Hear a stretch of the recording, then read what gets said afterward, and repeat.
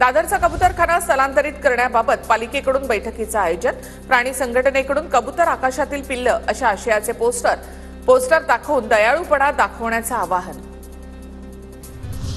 मुंबईच्या वांद्रेमध्ये म्हाडाचं नागरी सुविधा केंद्र एप्रिलमध्ये सेवेत येणार। सुविधा केंद्र सुरू झाल्यास नागरिकांना कागदपत्र एकाच ठिकाणी जमा करता येतील। नागरिकांची पायपीट वाचेल।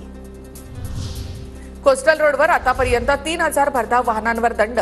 उपमुख्यमंत्री एकनाथ शिंदेंची विधान परिषदेत माहिती।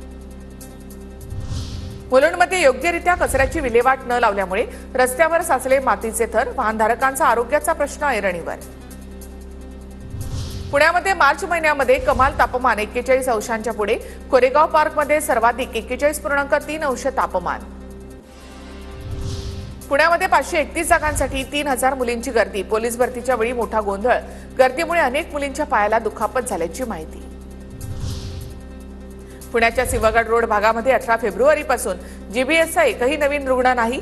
पुण्यातील जीबीएसचा उद्रेक संपुष्टात आल्याचं महापालिकेचं आरोग्य विभागाला पत्र।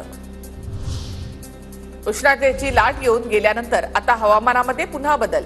5 दिवस मध्य महाराष्ट्र आणि मराठवाड्यातील काही ठिकाणी हलक्या पावसाची शक्यता।